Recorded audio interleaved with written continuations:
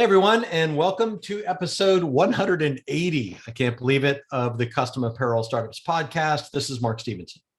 Wow, 180 episodes. I That's know, makes me feel young. yes, a century and an octogenarian combined to Wow. wonderful. So Party at the old folks home. we are today we're here to talk about making a brand that stands out. And Yeah. Mark Veal is well aware of how I feel about branding, and that I'm enthusiastic about it and think it's an amazing idea. And that was sarcasm. But I think that when you are first starting out and you have this opportunity to kind of cement the message and make sure that everything that you do supports that, I think it's a fantastic idea. And that's basically what branding is. Yeah, I mean, so what we're really talking about is when you look at particular companies, right, and you try to define what's their personality, who are they? If you can personify or describe a company, how would you describe them, right? And one that just came to mind is Geico insurance, right? So they sell insurance. It's really boring and everybody pretty much hates it. So how do you take a product like that and make people like it? Right.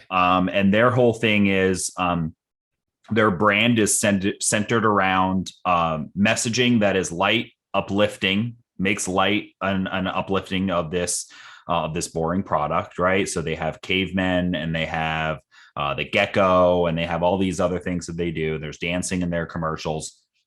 And then they always push on, you can save money. We have great customer service. We're fun.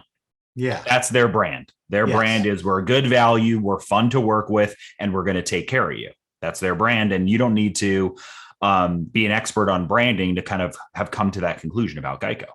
Yeah. So that's what we're talking about with branding on the completely different spectrum of it. If we're talking about a t-shirt company, your t-shirt company might have a very specific look and feel to it. If you are, it might be very feminine and pink and blingy and lighthearted. It may be very metal and grungy and dark, and this is kind of a representation of who your company is and the people that will relate to that company and want to do business with you. Yeah, and I think actually, I mean, we touch on this in a lot of our different podcasts about how you need to make your company should, to a certain extent, match your personality. It should tell your own story. So maybe if you don't have a brand yet, or you're thinking about it, a good exercise to go through would just write words that you would want to associate with your t-shirt company. Do you want a company that's friendly? Do you want a company that is polite? Do you want a company that is over serviced, like you super into customer service? Do you want a company that's really quiet and professional? Assign those words to your company, and that will help you develop a great brand. Yeah. Yeah. And that's what it is. And when you think about this stuff, I would go down the descriptive rabbit hole, right? So you may think, wait. Do you mean the easily entered, long, dark, and yet somehow warm and comforting rabbit hole that goes on for a long time and has many features that you would want to just talk about inside? I'm talking about like doing a bunch of drugs and watching like Alice in Wonderland. So was I. Funny you should say that. No, yes, all of that. That's the description rabbit hole right there. That's what. Yeah, no, that's exactly. No, you're so true. That you want to describe the business in more than just surface words, right? So typically, if you talk to a business owner, they may describe, well, what do you want? I own a business and I make custom apparel and promotional goods for local small businesses. I deal with a lot of lawyers and marketing companies and dentist office and stuff like that. So you may describe your business as professional and reliable, which are I mean, just quite simply the easy answers. Yeah. Or if you're going to deal with lawyers and dentists, right? You need to be professional and you need to be reliable, but you want to go deeper than that if you can. You want to have a better description of your company and how you represent yourself. You may use words that don't describe your company, but describe an overall look and feel of you, your business, who's going to represent your business. So you may just use words like healthy and fitness and fit to also describe your professional business. You may use words like clean cut, right? So you could be professional and not necessarily clean cut. Right. So you want to just dive down that rabbit hole and use a lot of words to describe your business. And once you've kind of described you and your business and the personality, then we can go through kind of all the different things we have on our list here about building a brand that stands out. Yeah. You know what? I would like to take a little sideline here because I had an experience with branding yesterday. Okay. So there may or may not be a side hustle company that I do marketing from. And it was I started it years ago based on education. It's an owner marketing school.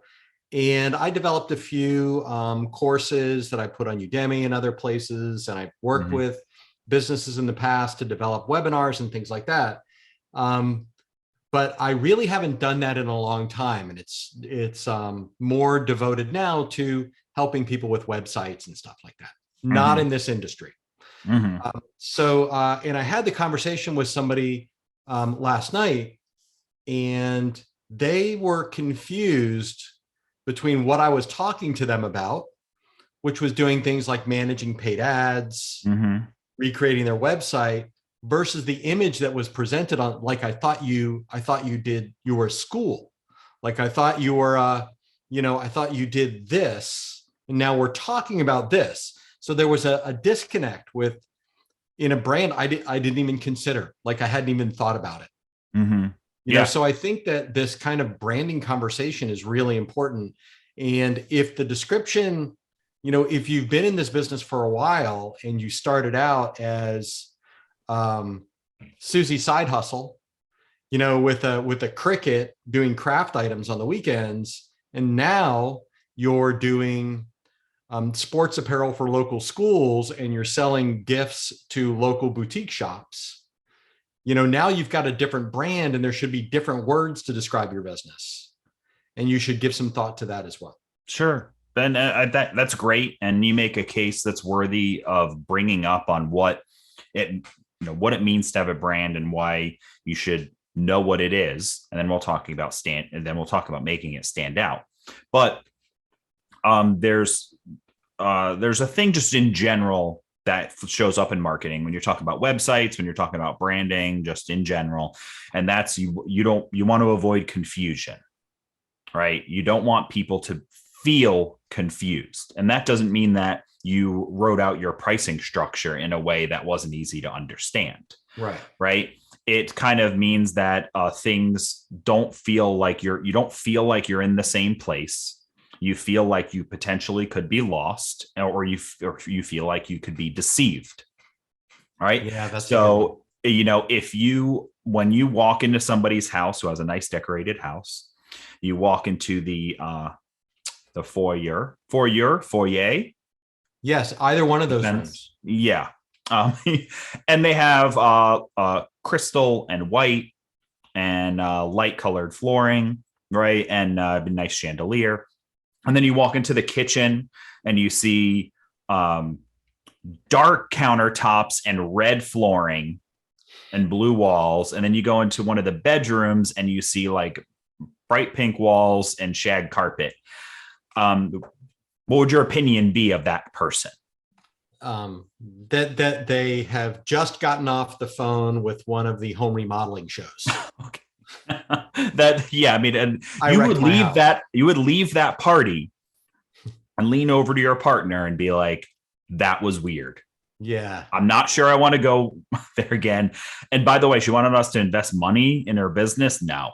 Yeah, no, you'd almost deny it right off of that, because there was such confusion in this house that you felt it makes you feel uncomfortable. And it also makes you not trust the person as well. You don't trust that you feel like something is wrong, because that doesn't feel right. That's really interesting. If you've ever traveled outside the United States and you go into a US food chain, the differences are unsettling.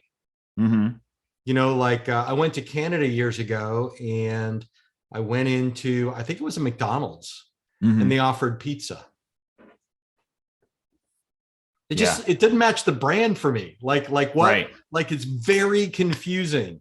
It's like going into a Kentucky Fried Chicken, and they're just offering something completely different. Like there's white table service, white tablecloth service in the back room at Kentucky Fried Chicken. It just doesn't match. And that kind of discordance in what you understand and what you see and hear will definitely put somebody on the alert and make them less comfortable in doing business with you. Yeah, definitely. So that is kind of, those are, different levels of branding. In fact, I mean, the thing that you mentioned would be, some people think that if you mentioned pizza from McDonald's, they might turn their head up like that sounds gross. Yeah. And it's like, but if you really think about it, like, it makes sense. What's the difference between a hamburger and pizza? Yeah. Like it's bread and sauce and meat, like are they really like such a realm that it would sound disgusting? But people would be disgusted by that idea because it's such off of the brand that you expect to see McDonald's. Yep. Right. And I'll just throw in that I went into a Subway near ColDesi, and they one day they had a pizza station set up, and it was just super confusing.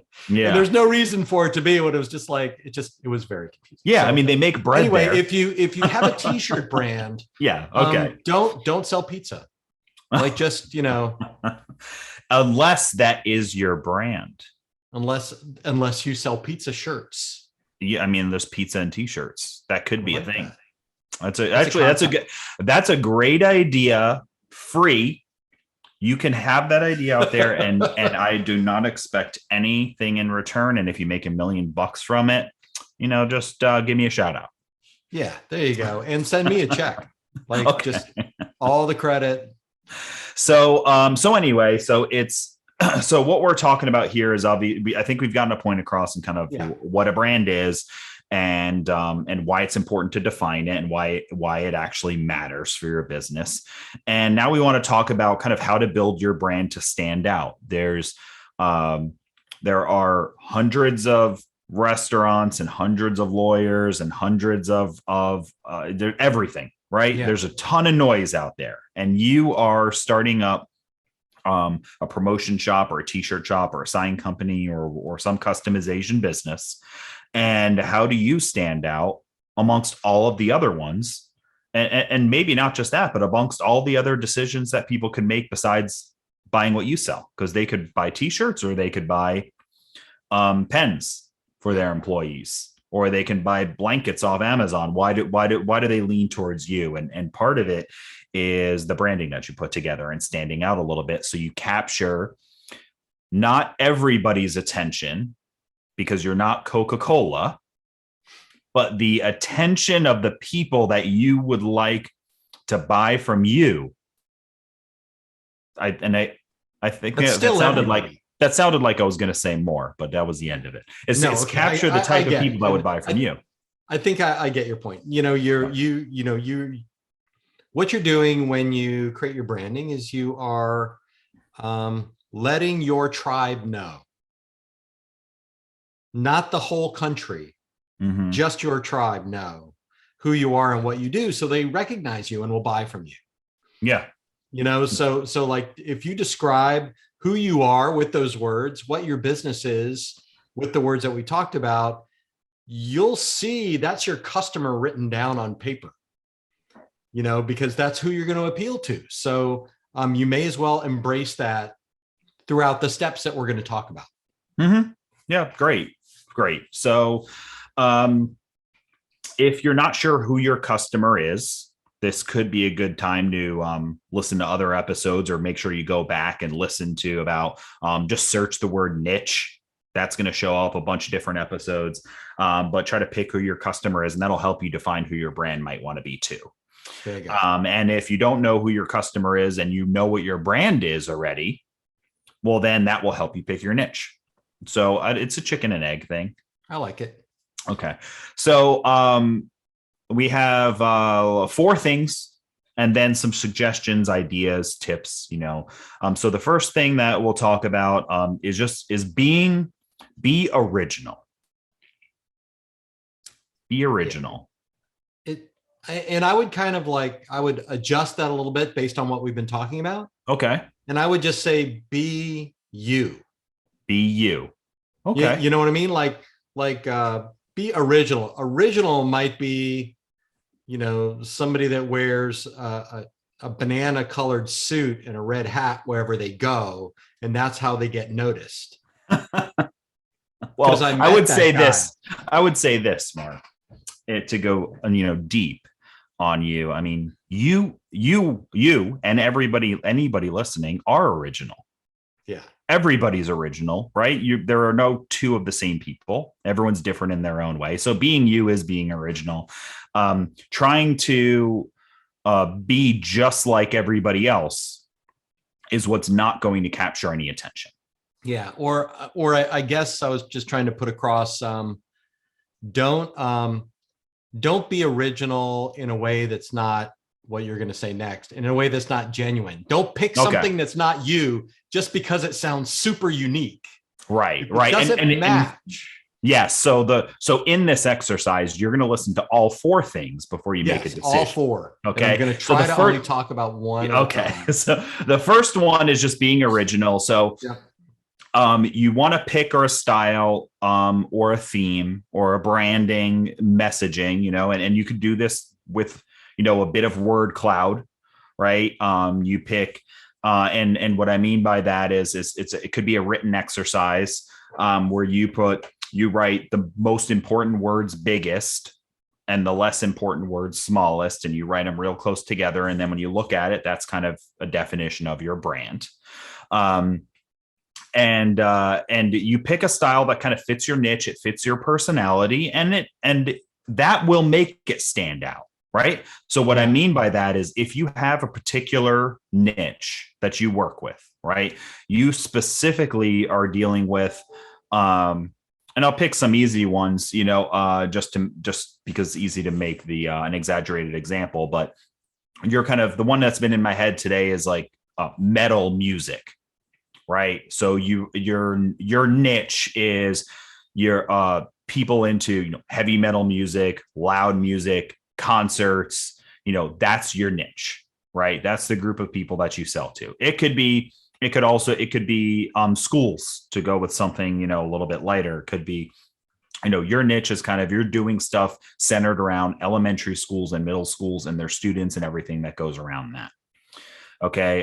Your niche very well could be, as I mentioned before, kind of dentists and lawyers, which I may redefine as educated small business owners.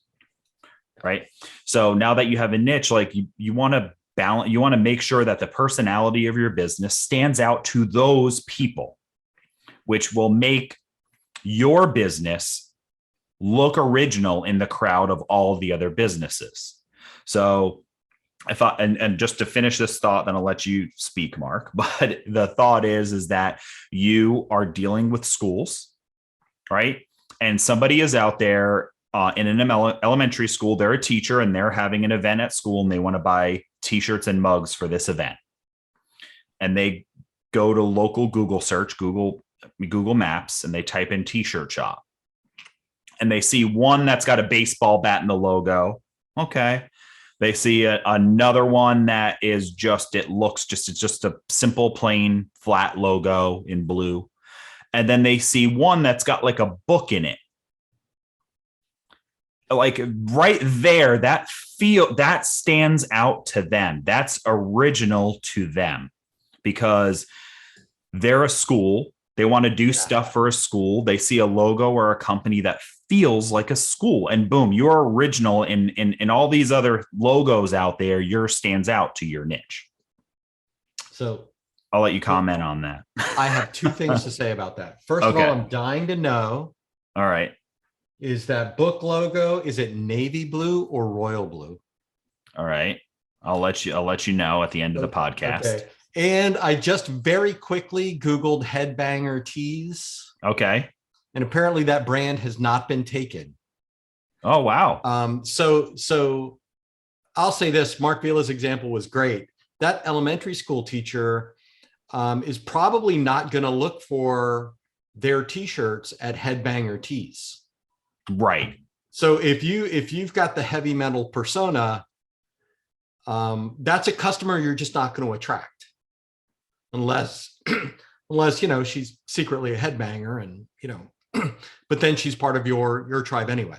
Right. And So, that's and that's kind of getting into like niche, right?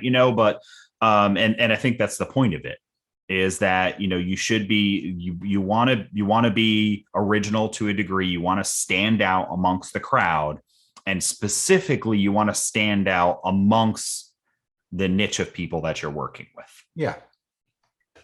And that's kind of how, that's a degree of being original. Now further from that, that's a little bit into niche defining in your brand, but also there are going to be a bunch of other places out there potentially that are going to want to sell to schools, right? So an example, a website example, you could have one where and I bet this is true if you go around it. If you look up places that provide school apparel, right, you're probably going to find a bunch of websites with a bunch of pictures of students and teachers, and they're all going to be wearing matching T-shirts that are probably simple and plain, and they're going to say about us, order here, etc. Yep. Well, how do you stand out? How do you make your brand stand out when there's other ones like that? And it's you add personality to that brand. So potentially your website looks more like a classroom. Potentially you're using icons that are books and pencils and things that have to do with classrooms. You're really taking your niche and your brand, and you're adding more and more to it. So when somebody goes there, it now stands out. So now you stand out not only to your niche, but you stand out amongst your niche. Yeah, that's a great point. I like that. So that I think it's two things there. Anything else that you would like to add about being original or being you? No. Okay.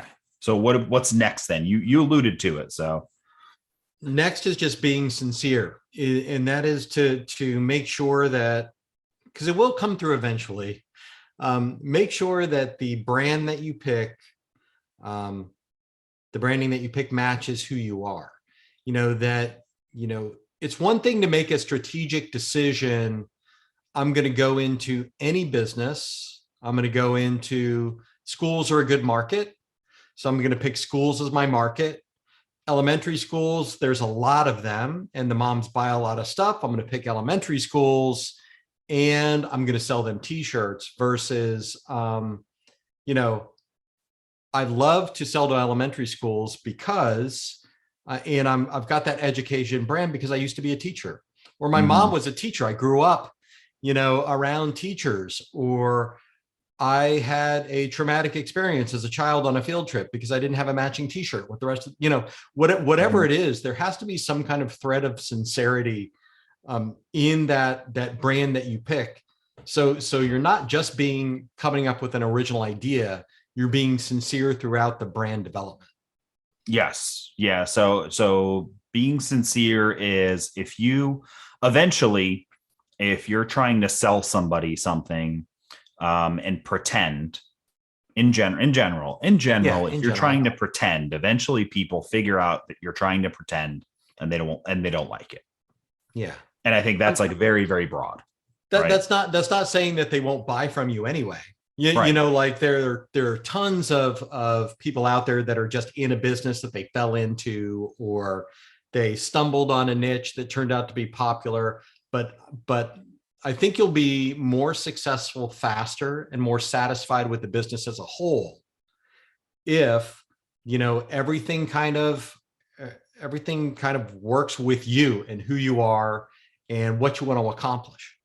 Right, right. So it helps. This not only helps develop just some passion in the business itself, but it makes it easier for you to do marketing and branding and write for it and everything like that. So if you can identify with the niche, and you know how to write for it, you know how to be a personality for it, you know how to train employees, you know how to hire the right people because they're also fit the brand and fit the personality and all that stuff, then it's going to just in general, you'll be more satisfied with the business. But also a lot of small business owners and small to medium sized business owners directly are interacting with customers at some point in time. Yeah. Them or their family or somebody really close to them, a friend. And if that's the case with your business, if you're going to directly be interacting with customers yourself, and your staff yourself, then really being sincere to your brand is going to just make things a whole lot easier for you. I got to say, I'm a little disappointed in myself that I didn't use ColDesi as an example right off the bat. Okay. Because ColDesi has this brand of, education and support, and we go out of our way, including with this podcast, to help just beyond choosing equipment and just beyond selling a piece of equipment. And that's why we use the Achieving Dreams tagline in our brand. And it's not just a tagline. If you talk to the guy that started it, it'll take you about 10 minutes to figure out that he will do anything to help you be successful. Like it's definitely a sincere, it's an original brand, an original approach.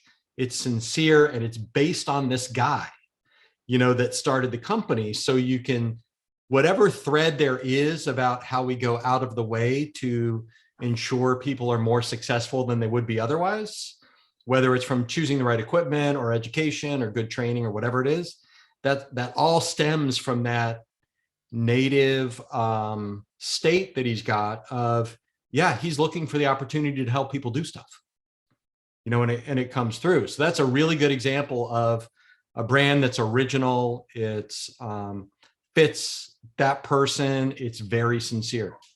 Yeah. And so overall, this is, and specifically, I think going back to it a little bit, when you're interacting with your customers and you're hiring people that you understand who they are because they are like you in this sincere way, then you build a tribe of customers and you build a tribe of employees that all work together, similar goal, similar style, similar niche.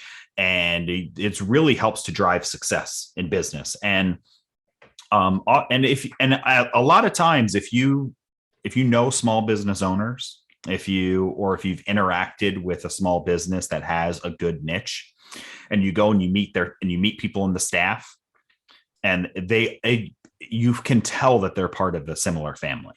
Yeah, you can absolutely tell. If you made it there's a friend of mine worked for a small coffee company for a little while, and they were very they did coffee and beer, and they were very hipster, cool, interesting. What?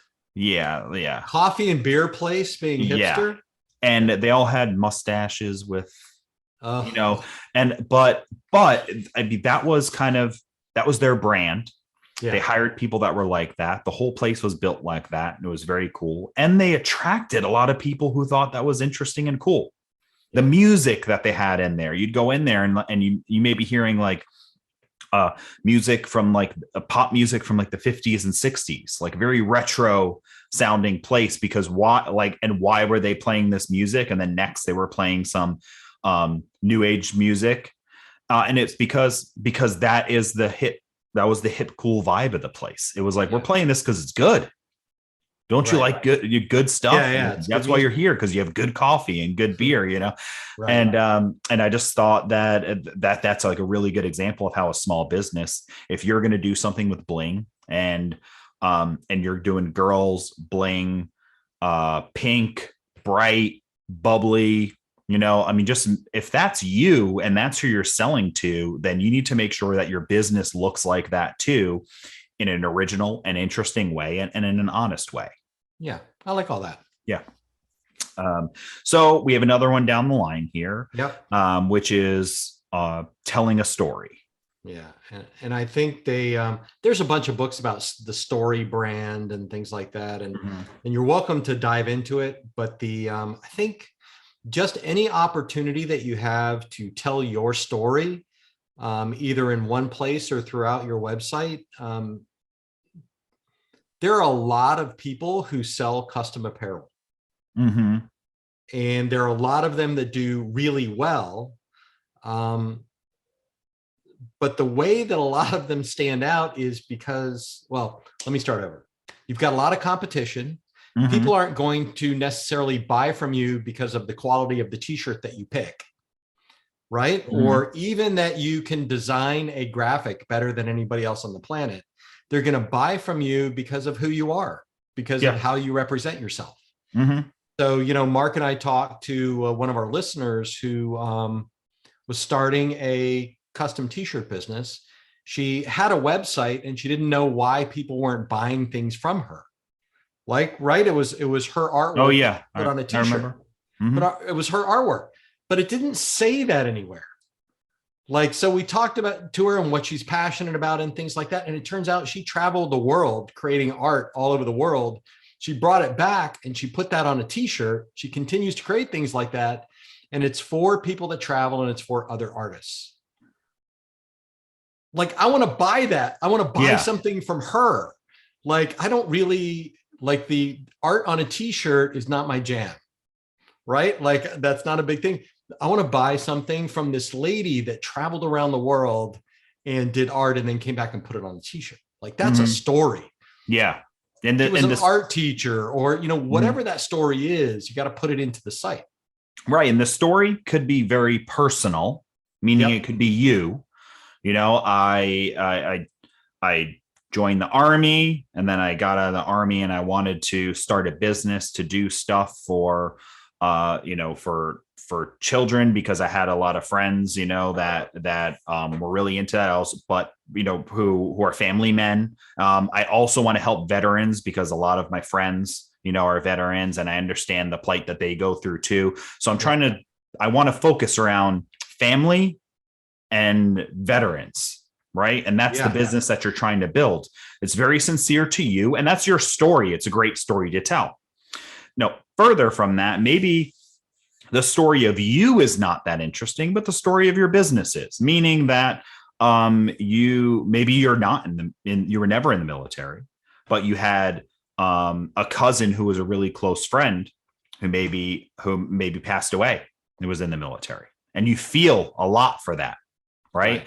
And maybe your story is not that interesting or worth telling. Maybe it is, but you could also, you create the business that's about helping, people who, helping the families of people who gave gave the biggest gift. Right.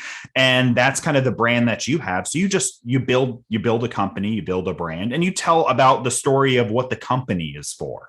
Right. So this company is for, I'm selling t-shirts and I donate money to here, or I'm selling t-shirts that help build awareness, or whatever you're feeling it is. And it doesn't have to always be charity involved or anything like that, but there should be a story and something fun behind it, or something interesting behind it, or heartfelt, or whatever it is. But if it's relatable, and so it could be you, if you have a good story to tell, or you want to be a part of it, or or the business. But either way, there should be some sort of a story behind it on what you're doing and why you're doing it. Yeah. Hey, if you're a nurse and you bought a DTG printer to make t-shirts so you could eventually stop being a nurse and go become a farmer, or whatever you want to do, or if you're just looking for a way out of your career right now into your side hustle, then that is a great story to tell too. People are going to relate to it. Mm-hmm. So, hey, I started this business because I want to be financially independent, and this is a great way to do it. I love what I do. I get to be a little bit creative, and so far I'm doing great. I figure another 6 months of this and I'll be at replacement income and be able to leave my full-time job. Yeah, I mean, whatever the story is, and I think when we consider the story of ColDesi, our story has become about the story of the company, right? But it's a group of people, it's a company of people that want to help people achieve their dreams. We want to help people start or grow something that they've done before. We want to help people, break away from what they're doing now, or break away from the stuck place their business is in now, and do something new and different and interesting and fun, because all the equipment and stuff that we sell is about customizing things, and customizing stuff is super cool because everyone loves something that's custom. So we consistently try to tell that story through when we do our videos. And we do a little how-to video, but in that how-to video, we're talking about why we pick why you should pick a good t-shirt, or why you should choose art that looks like that. So everything kind of centers around things. How we try to make things easy, how we try to make things so you could be successful, how you should make things so your customers enjoy buying from you. Yep. Yeah, I like it. So the story, I think, is super important, and these points almost kind of build on each other. Yeah. Right. So, if you're, you have to be original and kind of be yourself, make sure it's genuine. You have to be sincere. So you're not making stuff up in order to, you're kind of making sure you come through. And that story that you tell about yourself or about your brand or about your business kind of includes those things. Mm-hmm. Yep. And that's great. And just kind of building on itself, we could kind of go into the last one, which is to be consistent. Yeah. Right. And the story started with that house we walked into and how inconsistent it was and how it made people feel uncomfortable. And the same thing has to be with your brand. And this is actually, the story I told was very extreme. Oftentimes the inconsistency in branding is small stuff that you think doesn't matter. And it does actually help people feel uncomfortable or comfortable or recognize that it's you.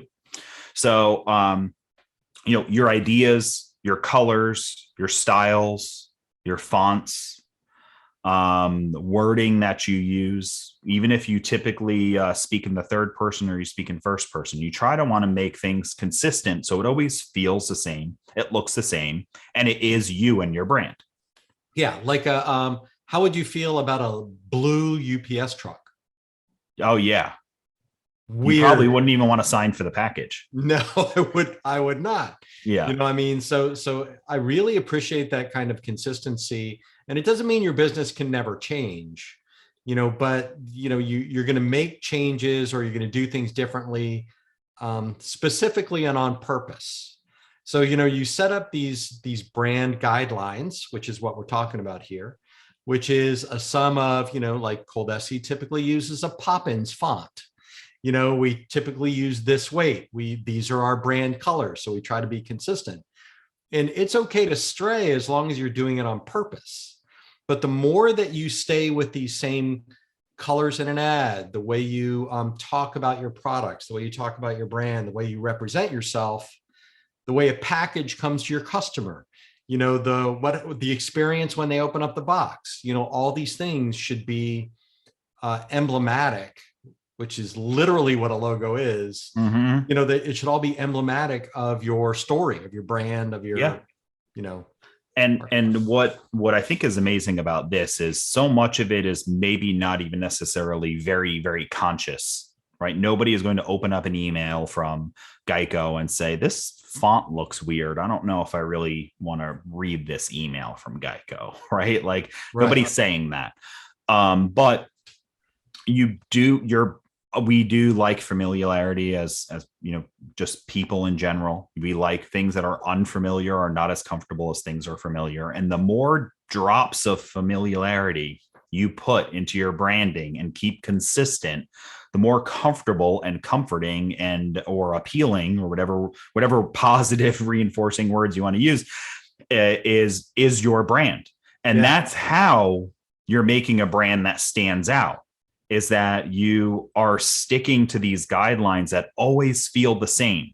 So you're using similar fonts. Your web pages all kind of have like a similar look and feel to them. Like I do bold text here, and then I do simple text here. I do images here, and you build this familiarity. Your emails have maybe just 2 or 3 templates you use. Your website has 2 or 3 templates.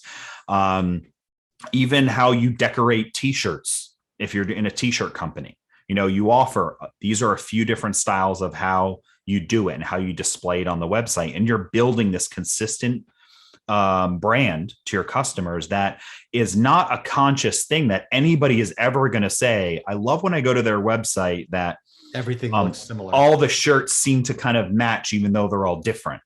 Nobody's going to say that, but they're going to feel really comfortable shopping there. I'll give you 2 examples.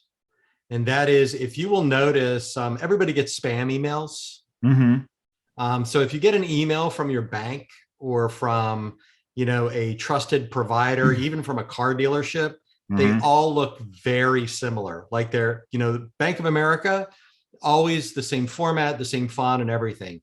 That's one place where even if the font was weird, I would think that email was spam. Yeah. You notice. Right? You notice because you notice without knowing why.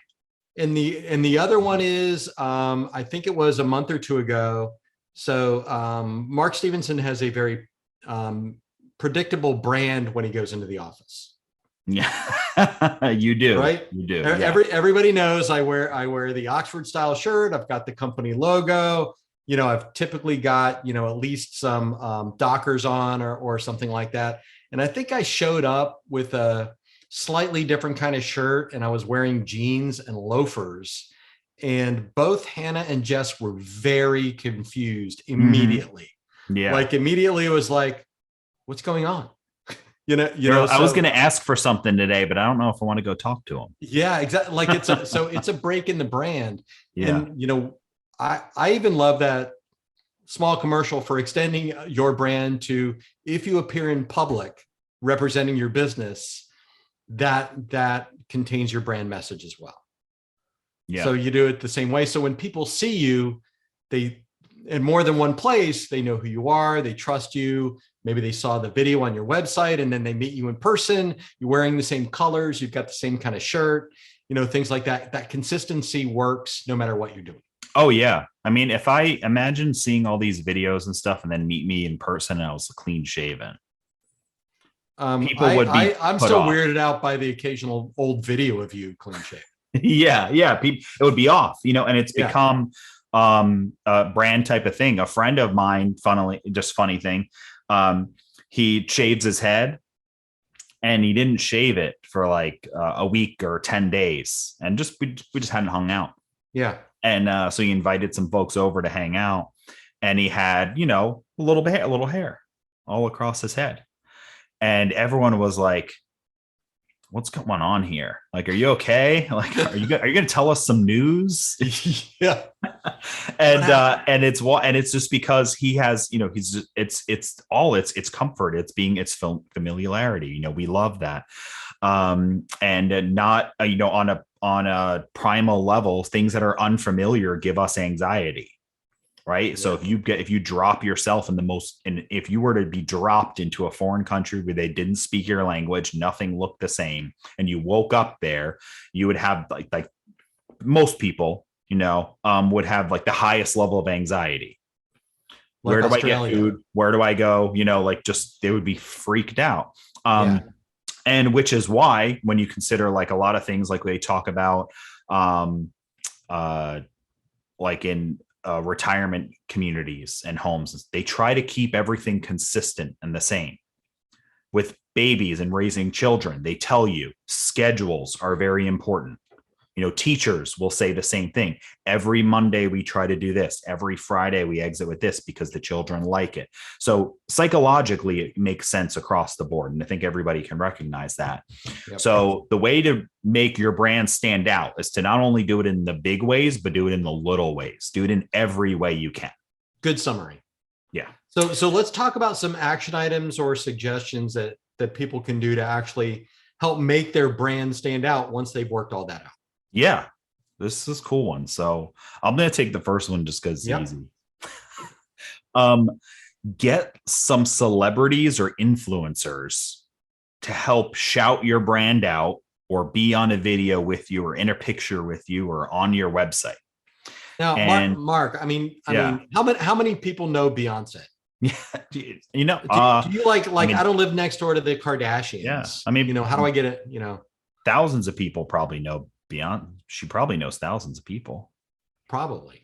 Okay, but no, this so your celebrities can be micro celebrities and just get as big as you can achieve. Right. So a teacher, a middle school teacher, is potentially a celebrity to hundreds of people, right? That's a There's great lots of point. different students. They know lots of parents. They're trusted by a lot of people. That's a level of a celebrity. The principal is a higher level of celebrity. The local football coach for the high school is a degree of a celebrity. The quarterback is, Yeah. right. And So the football, yeah. Let's define a little bit. When we talk about a celebrity or an influencer, Mm-hmm. we're talking about someone that knows or has connections to a lot of people, and people have a reason to listen to what they say. Yeah. And a reason to potentially trust or like them. Yeah. In general, all of that stuff. So,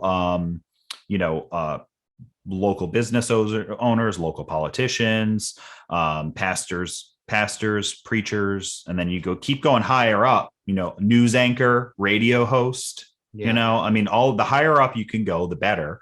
But, start small, start with people that are attainable, and it'll help your brand. Especially if you do school stuff and you can get a picture on graduation day with the quarterback who was kind of a star player all those years, and you made some t-shirts for him, and on graduation day, you gave him a graduation t-shirt of some sorts and he put it on and you put a picture with him.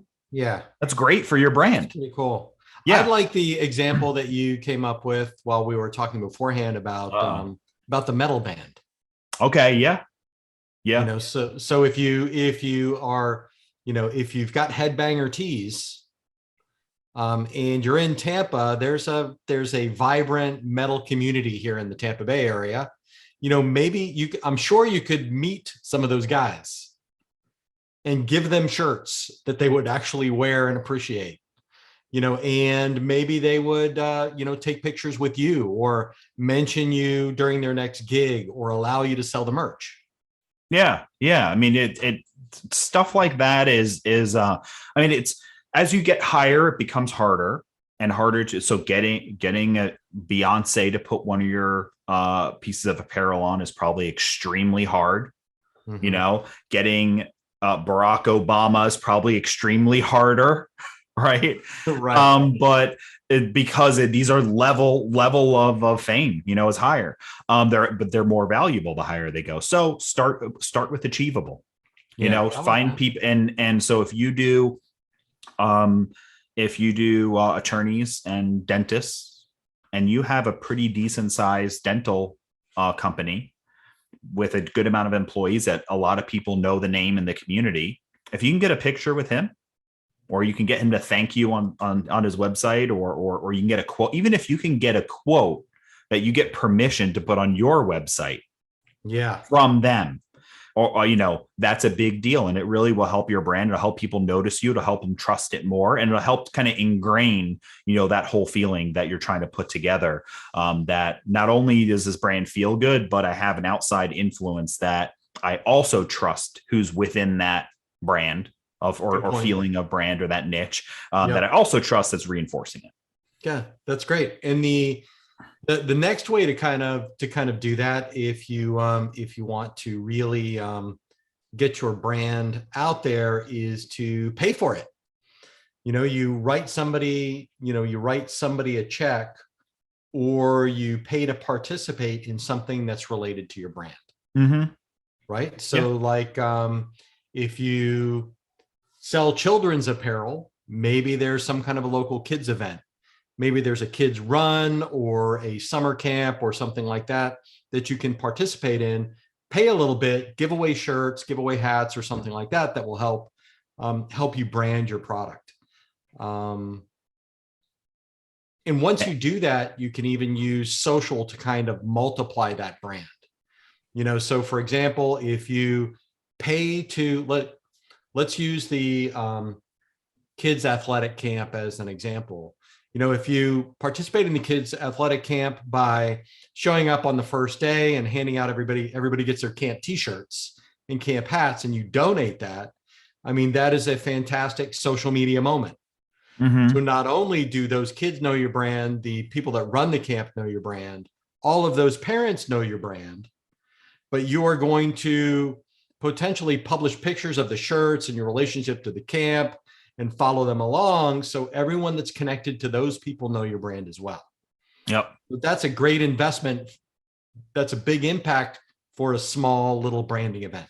And the chances are that's going to get you some business like right away. Yeah, absolutely. Right. Especially as you're a small business where every order matters, every customer matters, like you're in that stage where, you only have 10 customers or 100 customers, and it's like one or two is a big deal. And doing something like that can have an immediate impact, which is so cool. Like you could give out those shirts, as an example, where you're giving away free shirts. And that day, a parent comes up to you and says, "Oh, thanks for donating these. By the way, I own this type of a company, or I work for this company, and I think we need new shirts. Like, you do that?" "I do." And then like immediately they just like you, and then they look at your brand and they see that you represent children, and of course they like children because they have some that they take care of by sending them to a nice little camp thing, right? And then it all ties together. So I think it's really great. But you can advertise in a flyer. You can advertise on social media locally. Yep. Chamber of Commerce. I mean, wherever it is, you can buy some space. It will help, and different. Then we have other podcasts where we talk about making a marketing campaign and stuff like that. And I think that's worth listening to because all that matters in this case. I would not recommend you throw money out there without a plan of how it's going to work and how you're going to track if it did work. But it's definitely a way to get your brand out there, especially if it's a new brand that nobody's ever heard of before. Yep. I like that. Okay. And the last one is you hire somebody to help you do this. Yeah. You may be great at coming up with t-shirt ideas. You may be a great salesperson who can, hey, if I get somebody in front of me, I know that they're going to want to buy promotional goods from me. Great salesperson. You may be well connected. You may just have a passion for graphic design, but maybe you're not great at graphic arts, which is different, like coming up with a logo and a brand and colors and what fonts would look good together, or designing your website. You might not be great at any of that stuff. So hire somebody who is, if you want to spend a little bit of money to make it better. Yeah, I agree. And you can take that to the next level by not just hiring somebody to help you with the logo, but hiring someone to help brand your business to the public. To advertise it in more ways. You could hire a PR firm or a PR person for a little help. And their job is basically to get you press. And that might be to get you on a local news show or have somebody do a story about you. It might be to get you featured in a magazine or, speak at some kind of a local event. A PR firm or individual that does that for you is basically kind of your classic mouthpiece. They're looking for ways to do nothing but brand you to the public and to your niche. Mm-hmm. So that may be something that you want to consider.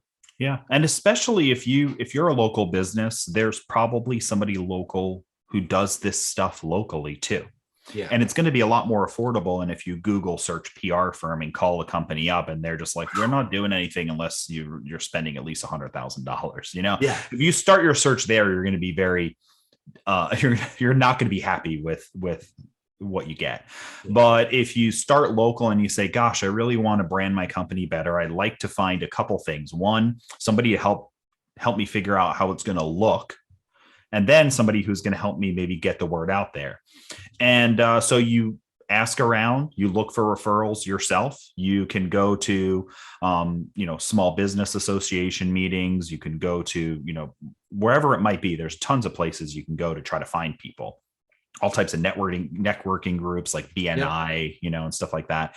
And then you find somebody local who does what you're looking for. And maybe you don't even know what you're looking for. You just want to help get your name out there. So you decide, hey, I'm going to go to this Chamber of Commerce open meeting where I get to meet people. And I'm going to go there, and I'm not going to try to sell shirts yet. Yeah. Because that's not the goal of this thing. If I get lucky, I will. But you just have a short little pitch. Hey, I have a t-shirt company. My goal is to kind of, my whole thing is veterans as the example before. And you kind of tell your little veterans and their families. And I'm really trying to build my brand and get my name out there. I'm just looking for people who do stuff like that. And then you eventually land the right person, and someone says, oh yeah, for, I met a guy recently the other day, and I think he charges like $600, and he will do all of the graphic arts branding for your business. Yeah, so he does the logo, all the social media stuff, letterhead, he does the whole thing, business card, all for like $600 or $700, which is affordable for relatively anybody. Yeah. If you could afford to buy a DTG printer, $600 is not unattainable, and might be a good investment for you. Might be, right? I mean, there's always an argument on why you shouldn't spend money on these things, right? But these are decisions you can make, and oftentimes it'll really help you out, especially if you're struggling to find something like this. Yeah, agreed. And when you start opening up the checkbook and looking for somebody to pay to help your brand, then there's digital advertising experts and marketing companies and web developers and social media pros. You're really kind of now you're really in the business marketplace, when you're looking to work with professionals. Mm-hmm. But I like the step in between where maybe that PR guy or PR person actually is willing to do something in kind. Like he needs shirts for a customer, or maybe there's something that you can do to support his brand through custom apparel. Mm-hmm. And in exchange, he supports your brand through what he does for a living. Yeah, I mean, bartering is one of the oldest commerce ways there are, and it still exists today. I would just say the big thing about, and we've probably said this a lot, Mark, and I think we just said it a few minutes ago, but if you're going to hire or pay somebody to do something, you really want to, just the last bit is you just want to have a plan of what is this? Why am I investing this money, and what's it going to do?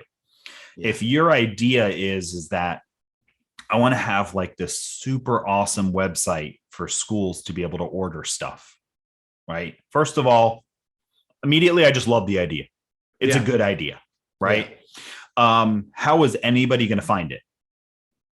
Okay. So don't spend 10 grand building a website if you don't have the money or time or effort to get people to show up. Yes. Okay. Don't spend $3,000 on a branding package from a high-end person that does, they name all these cool names they've done branding for. Great. How is anybody going to look at it, and why are they going to care? So just you ask that before you spend some money. And some things are kind of innate, like a business probably should have a logo, right? Yep. I mean, those are like some standard things. But that doesn't mean you need to spend a ton of money or a ton of time focusing on it. Right. Right. I think it's balance. It's much more important to go back to the beginning of what we were talking about in the podcast. Yeah. And make sure that you're, being original, being sincere, being consistent, tell your story or tell a story. And I think those are much more important than anything that came after. Right.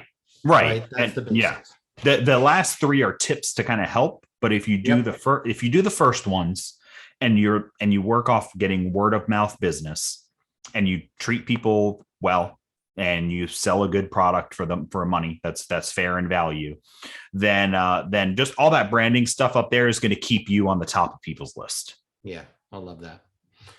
All right. Any final parting words there, Mark Villa? No, I think that if this is the first episode you've listened to, if you happen to stumble on us, or you just bought some equipment and maybe you saw us in an email, I recommend going back and listening to a bunch of other episodes. We've been doing content now for, I don't remember what year we started the podcast. It's been a long honk. It's been 180 hours of actual podcast. Yeah.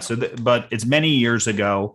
And there's many pieces of content we've covered multiple times, but I highly recommend you find a handful of ones that really seem to stick out to you. And definitely any of the podcasts that talk about niche or sales, are some of the ones that are going to have immediate impact on your business. So you can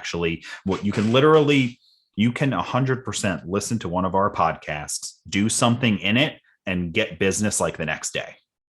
Right. So you just got to do that stuff. Okay. I think that's it then. This has been Mark Stevenson and Mark Villa. You guys have a great, well-branded, sincere, original, storytelling, consistent kind of a business. Wow. How wonderful is that? It's good.